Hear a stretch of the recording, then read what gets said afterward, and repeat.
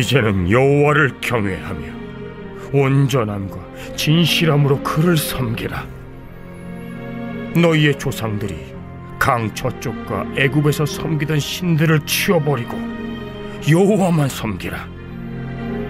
만일 여호와를 섬기는 것이 너희에게 좋지 않게 보이거든 너희 조상들이 강 저쪽에서 섬기던 신들이든지 또는 너희가 거주하는 땅에 있는 아모리 족속의 신들이든지 너희가 섬길 자를 오늘 택하라.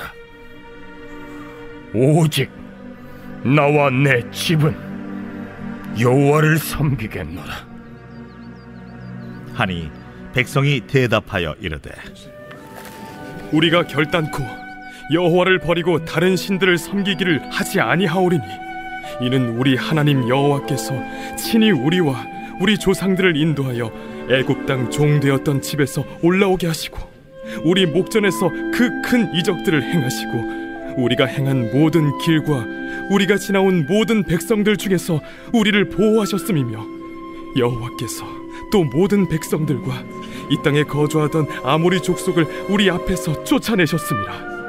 그러므로 우리도 여호와를 섬기리니 그는 우리 하나님이심이니이다.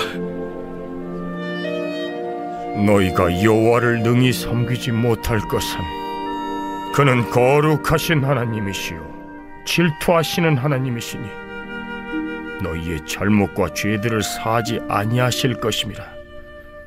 만일 너희가 여호와를 버리고 이방 신들을 섬기면 너희에게 복을 내리신 후에라도 돌이켜 너희에게 재앙을 내리시고 너희를 멸하시리라.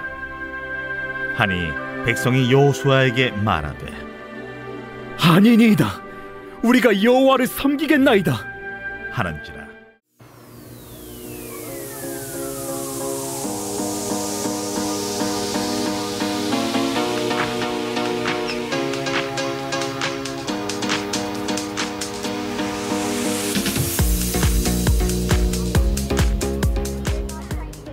완수해야 할 명확한 사명이 이끌어준 여호수아의 인생. 드디어 오늘로써 여호수아서 시리즈 설교를 끝내게 되었습니다.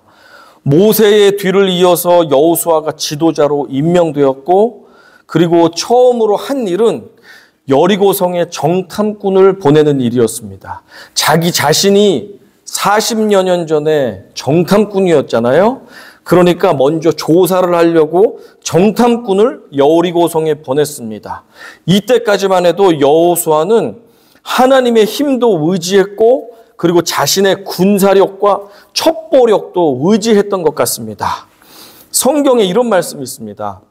사람이 마음으로 자기의 길을 계획할지라도 그의 걸음을 인도하시는 이는 여호와시니라 라는 말씀이 있습니다. 사실 물이 가득했던 요단강을 건넜던 것도, 여리고성을 무너뜨린 것도, 가나안 땅의 적들을 물리친 것도 인간의 지혜나 힘으로 한 것이 아니라 하나님의 지혜와 힘으로 한 것이었습니다. 이스라엘은 먼저 여리고와 아이성을 무너뜨린 다음에 중부 지역에 있는 가나안 땅을 점령했습니다. 그렇게 돼서 아래 위로 길 따랐던 가나안 땅에 허리를 침으로 말미암아 북과 남이 연합작전을 펴지 못하도록 했습니다. 그리고 나서 남쪽 지파의 가나안 땅을 점령을 했습니다. 그리고 나머지 북쪽에 있는 동맹군들을 다 물리치게 되었습니다. 이 과정에서 몇 번의 어려움도 있었고 또 속아 넘어가는 일도 있었지만 7년에 걸친 가나안 정복 전쟁은 그렇게 하나님의 은혜로 마칠 수가 있었습니다. 이제 시간이 꽤 흘렀습니다. 여호수아는 온 지파 사람들을 세겜이라는 곳으로 불러 모았습니다. 이스라엘 전체 땅에서 중간 정도 위치에 있습니다. 이 세겜이라는 땅에 불러서 마지막 유언을 한 다음에 얼마 되지 않아서 그는 하나님 계신 곳으로, 천국으로 돌아가게 됩니다. 110세의 나이에 여호수아가 세겜 땅에서 모든 이스라엘 백성들을 불러서 유언의 말씀을 남기는데, 여호수아가 이토록 장수할 수 있었던 이유는 여러 가지 이유가 있겠지만 가장 중요한 이유는 그에게는 완수해야 될 사명이 남아 있었기 때문에 그렇습니다. 오스트리아 출신의 유태인 정신의학자인 빅터 프랭클이라는 아주 유명한 학자가 있습니다. 그는 2차 세계대전 때 유대인이라는 이유로 체포되었고 강제 수용소에 수감되었습니다. 그가 수감이 되어서 유심히 동료 유태인들을 바라보았더니 빨리 죽어 나가는 사람들이 있었습니다. 빨리 죽는 사람들의 태도를 유심히 살펴보니까 빨리 죽는 사람들은 대부분이 삶에 희망이 없는 거예요. 사명이 없는 거예요. 내가 왜 살아야 되는지 이유를 잃어버린 사람들은 빨리 죽었습니다. 하지만 이 빅터 프랭클 박사는 끝까지 죽지 않고 살아남았거든요. 그 이유가 그에게는 중요한 사명이 있었습니다.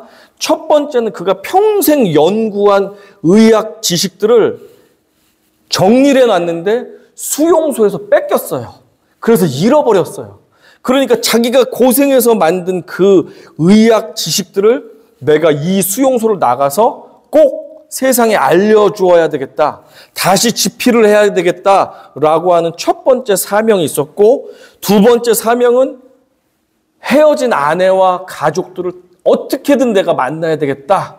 내가 죽기 전에 무조건 가족과 아내를 만나야 되겠다라고 하는 사명이 있었습니다. 그러니까 사명이 있는 이 닥터 프랭클은 죽질 않고 끝까지 살아남을 수가 있었습니다.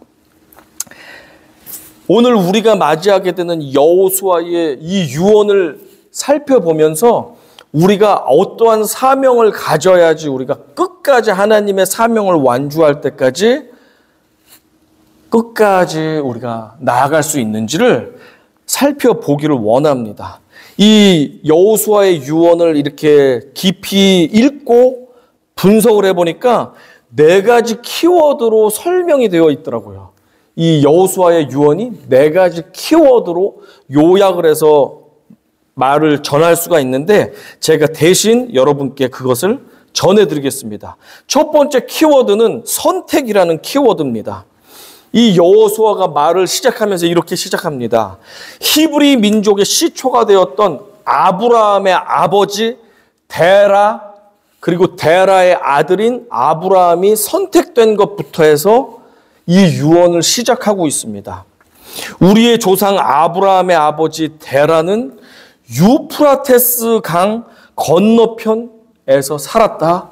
그의 아버지는 우상숭배자였고 그의 아들도 우상숭배자였는데 하나님은 우상숭배자인 아브라함을 택하셔서 가나안 땅까지 이끌어 주셨다라는 말로써 유언을 시작합니다.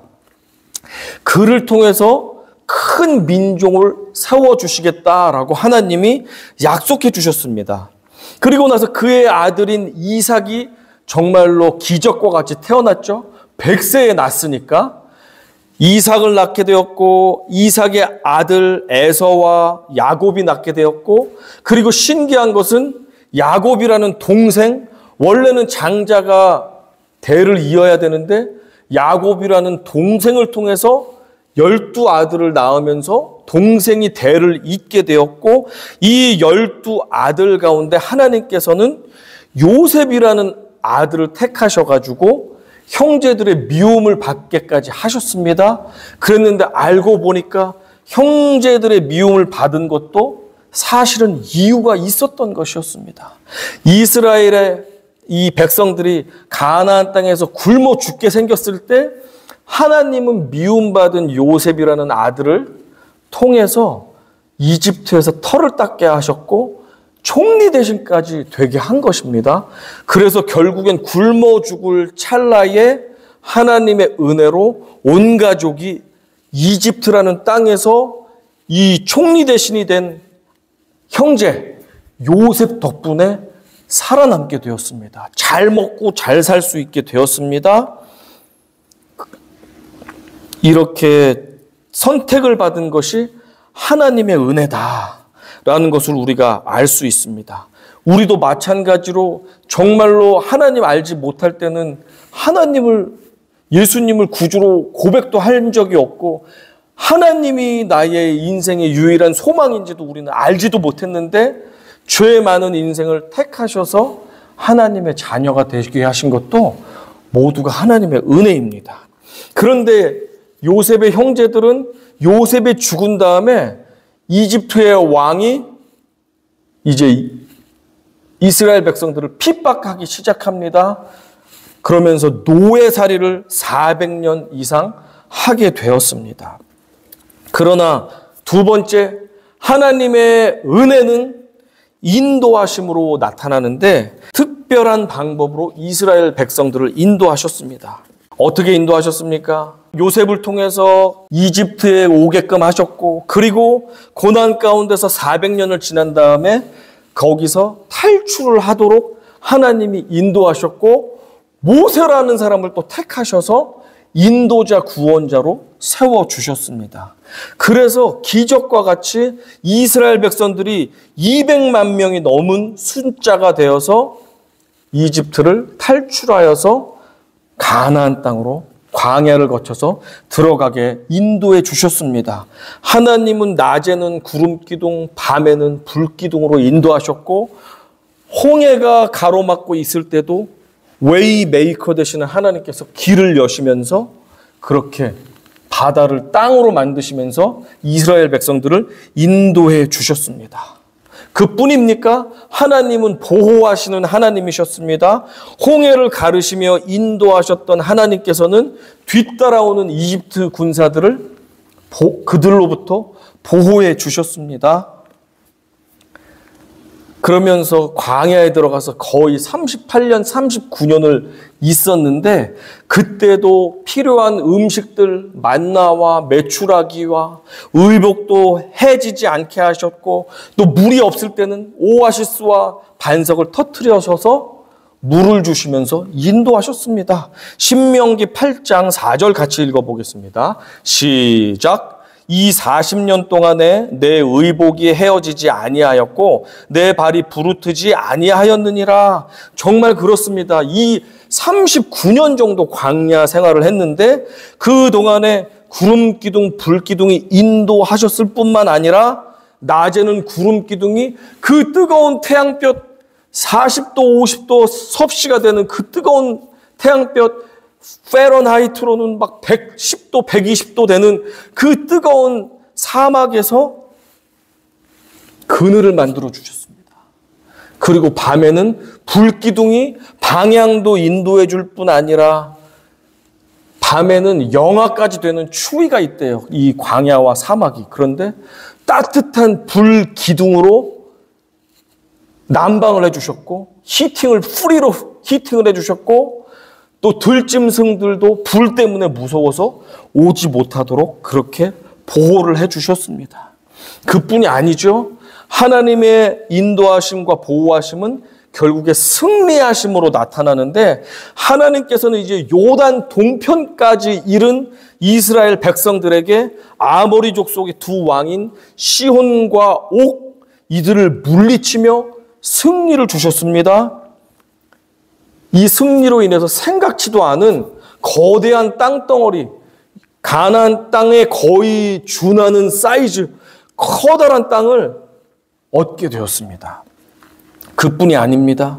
발람 선지자가 이스라엘을 저주하라고 하는 그 모압 왕의 그런 부탁을 받았을 때도 저주가 승리가 되고 축복이 되게 하는 그 역사를 일으켜 주셨습니다.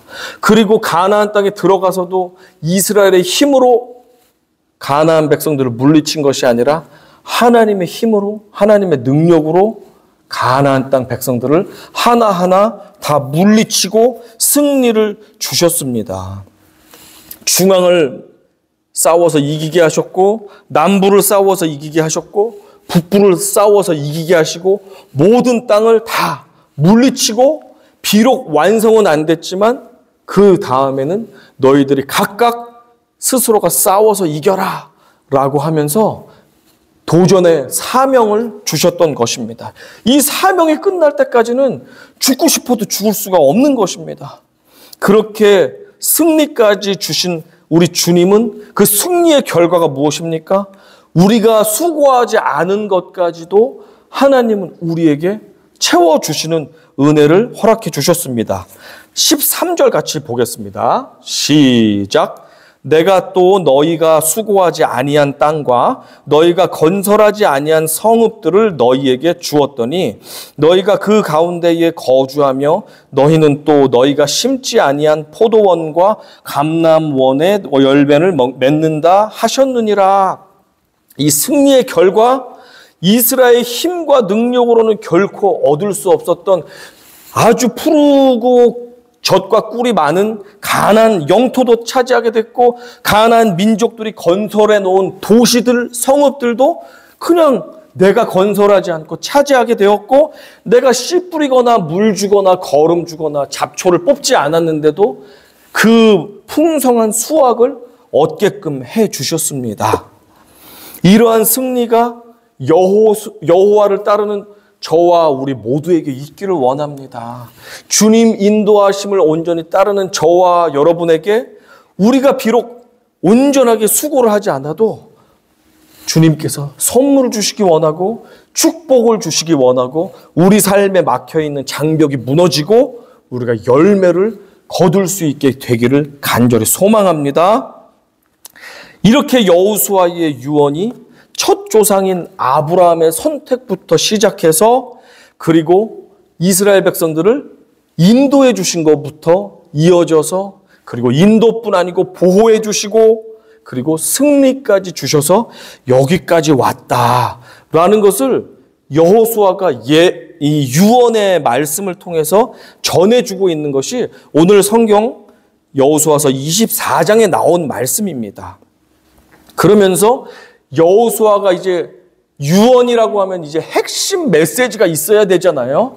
이렇게 하나님의 택하심과 인도와 보호와 승리가 우리에게 있는데 그러니 너희들 잘 들어라 하면서 온 이스라엘에게 가장 중요한 당부의 말씀을 전하고 있는 것이 14절 이후에 나옵니다. 같이 읽어보면서 그게 무엇인지 확인해 보겠습니다. 시작. 그러므로 이제는 여호와를 경외하며 온전함과 진실함으로 그를 섬기라. 너희의 조상들이 강 저쪽과 애굽에서 섬기던 신들을 치워버리고 여호와만 섬기라 라고 하면 핵심 이 말은 이렇게 고생하면서 하나님이 인도해 주시고 보호해 주시고 승리 주셨지?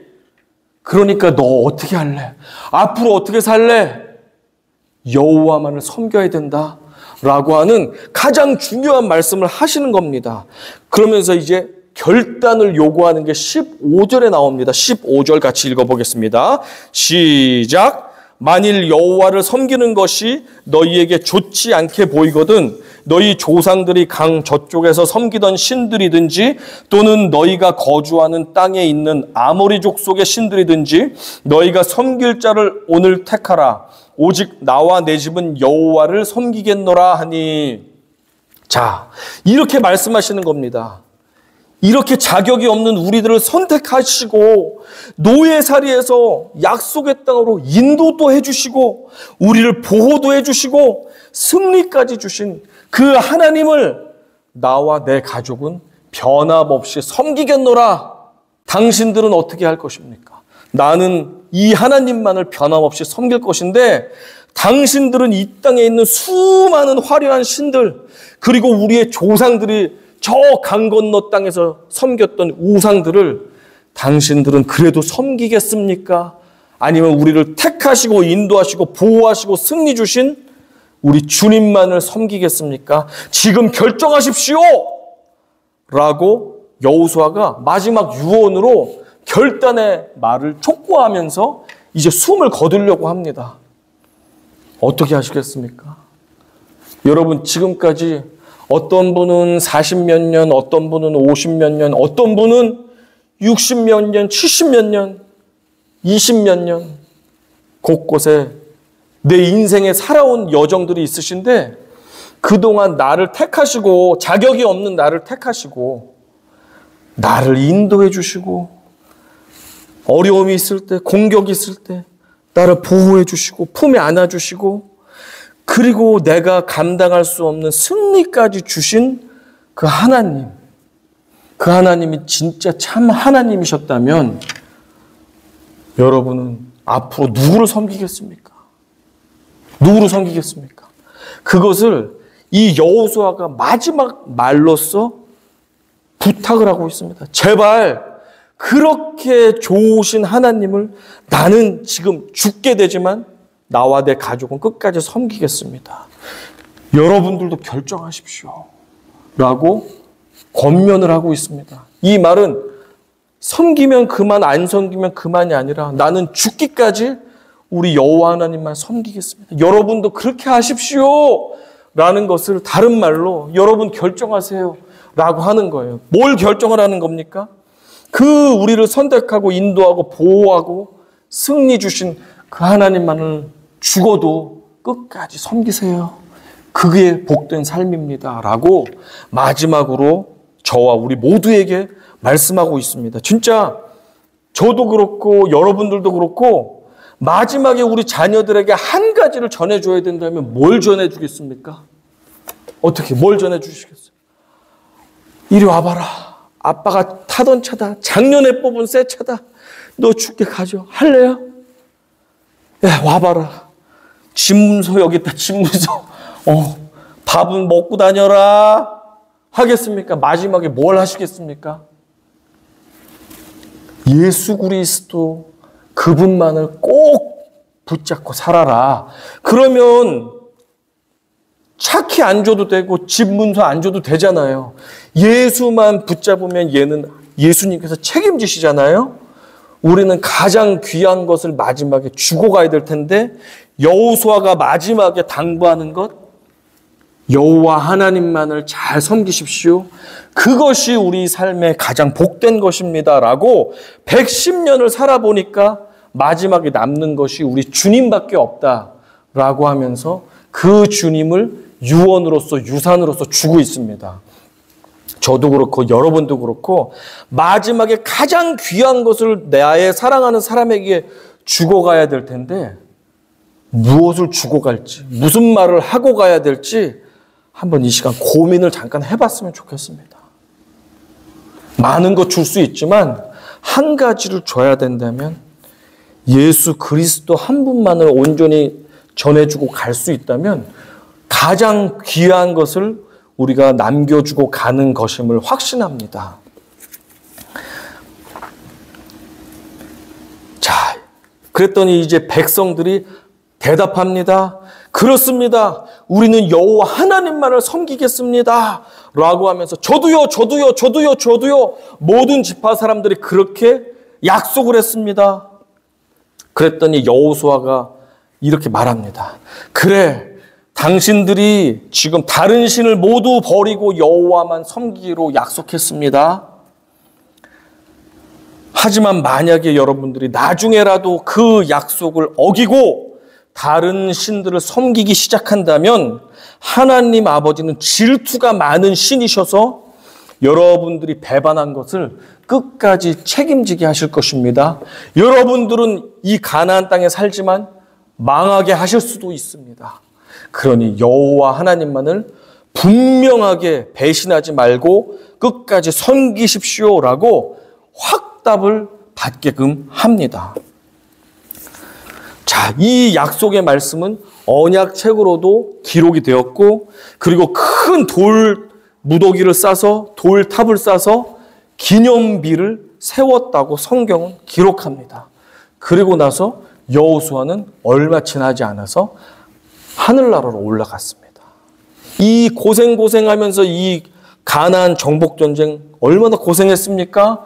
모세를 도와서 40년 동안 광야 그 전쟁과 기근과 환난과 어려움 속에서 얼마나 수고하며 신실하게 살았습니까? 그 여호수아가 완수하지 못한 사명을 끝까지 완수하고 이제 천국에 가는 모습을 우리가 보게 되었습니다.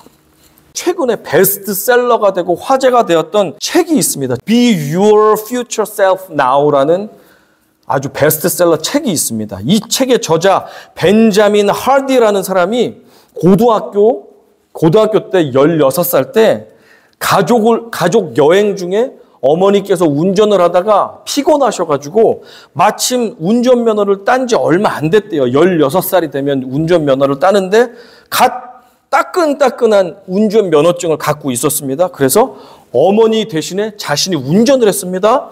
운전을 하고 가는데 밤길인데 도로공사가 완전히 끝나지 않은 저 길에 완료가 안 됐는데 안내하는 사람도 없고 들어가지 말라는 그 사인도 없어가지고 빠른 속도로 달렸습니다.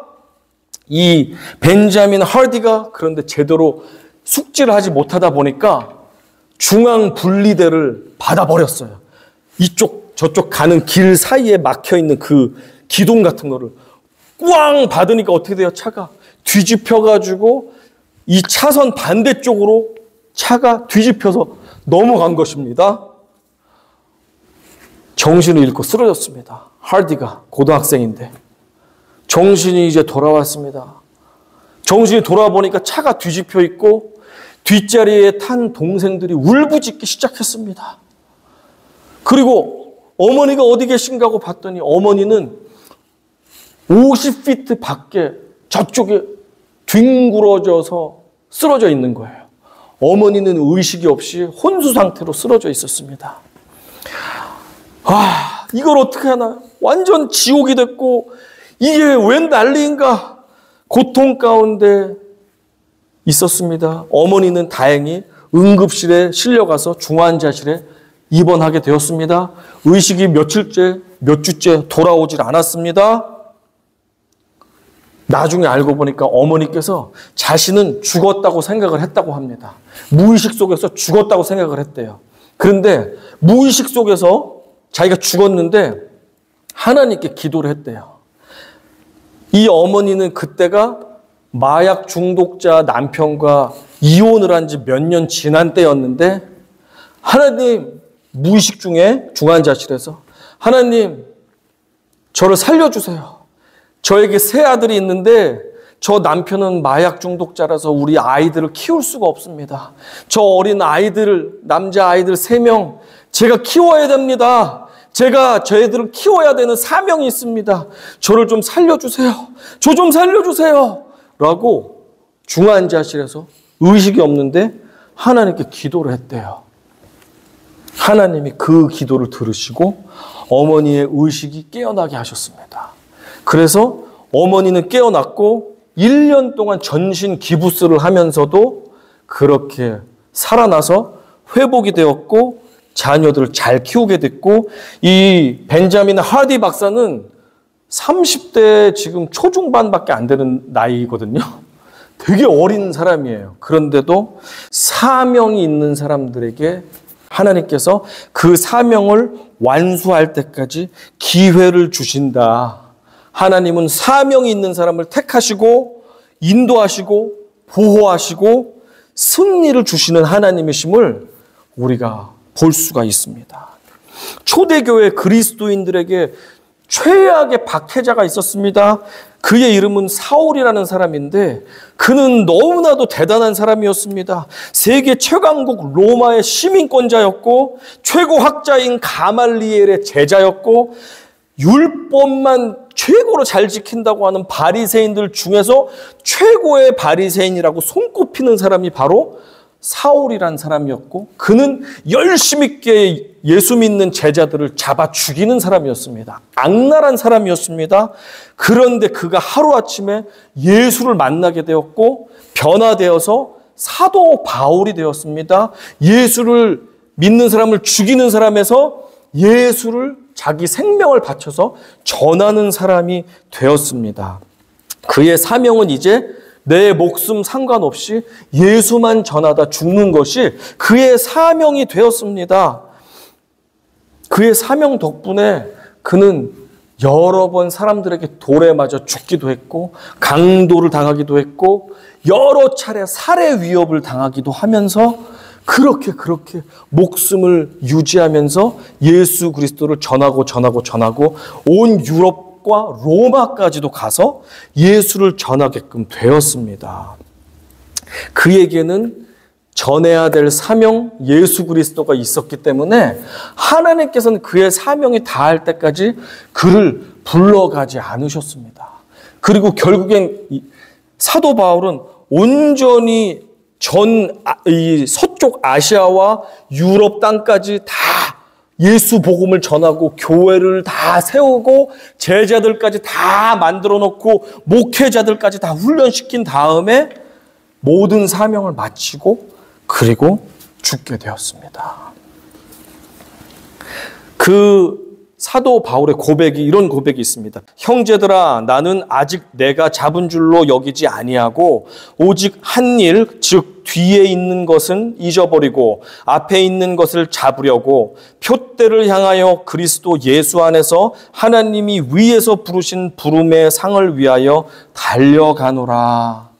이 표대를 향해서 예수 그리스도께서 나에게 주신 그 사랑과 은혜를 내가 갚아드리겠습니다. 주님, 내가 천국 가서 주님과 함께 내가 상 받을 그날까지 나는 내 사명만을 위해서 달려가겠습니다. 라고 하는 사도 바울의 고백. 그 고백을 보면서 우리도 도전을 받습니다. 이런 말이 있습니다. 사명이 있는 자는 죽지 않는다라는 말을 예수 믿는 사람들 가운데서는 종종 하곤 합니다. 어떻게 한다고요? 같이 말해볼까요? 사명이 있는 자는 죽지 않는다. 사명이 있는 자는 죽지 않는다. 라는 말이 있습니다. 나에게는 이 땅에서 반드시 완수해야 할 그 사명이 있습니까? 여러분에게는 반드시 완수해야 할 내게 하나님께서 주신 사명이 있습니까? 그렇다면 우리는 그 사명을 다할 때까지는 죽지 않습니다. 그때까지는 우리는 망하지 않습니다. 이 세상에 온갖 쾌락과 풍요와 음란이 가득하지 않습니까? 그리고 이 세상은 나를 섬기면 내가 풍요로움을 주겠다. 내가 쾌락을 주겠다. 내가 즐거움을 주겠다. 명예를 주겠다라고 하면서 사탄 마귀와 우상들이 우리를 유혹하기도 합니다. 너 세상에서 성공 줄게. 그 대신 하나님을 적당히 섬겨. 차라리 이거를 섬겨. 라고 하면서 우리에게 즐거움과 쾌락과 명예와 자랑을 주려고 하는 이 세상의 악한 세력들이 있습니다. 그러나 우리는 우리 주님으로부터 분명한 사명을 받았습니다. 어떠한 나의 인생의 성공과도 바꿀 수 없는 우리 하나님께 기쁨을 드리기 위한 하나님이 나에게 맡기신 사명이 있을 수 있습니다. 내 자녀들도 사명이 될 수 있고 나에게 주신 이 교회도 이 교회가 온전하게 세워지게 하는 데까지 하나님이 우리를 부르신 줄로 믿습니다. 또한 내가 해야 될 많은 일들이 있지 않습니까? 내 직업과 사업을 통해서 하나님께 영광 돌려야 되는 그 사명도 우리가 아직 완수하지 못했다면 그 일을 통해서도 우리는 하나님께 영광 돌려야 되는 그 사명이 남아있는 사람들입니다. 그렇다면 우리 사명을 분명히 바라보면서 열심히 달려갑시다. 만약에 우리가 바라보고 있는 사명이 흐릿해지고 지금 내 목표점이 어딘지 이건가 보다 하면서 사명이 아닌 다른 것에 우리가 쫓아가기 시작한다면 하나님의 택하심과 인도하심과 보호하심과 승리하심도 흐릿하며 사라질 수 있다는 사실을 우리가 기억하면서 오직 표대만 바라보고 하나님께서 나를 왜 이 세상에 보내주셨는가? 하나님께서 나를 왜 살라고 하시는가? 라고 하는 그 사명, 진짜 하나님이 나를 통해서 하시고자 하는 그 일을 우리가 잊지 않고 그 표대를 바라보며 오늘도 내일도 힘들고 어려운 인생이지만 끝까지 승리하며 나아가시는 우리 모두가 되기를 간절히 소망합니다. 거기에만 우리의 소망이 있습니다. 우리 목적지에서 모두 만나시기 바랍니다. 아멘.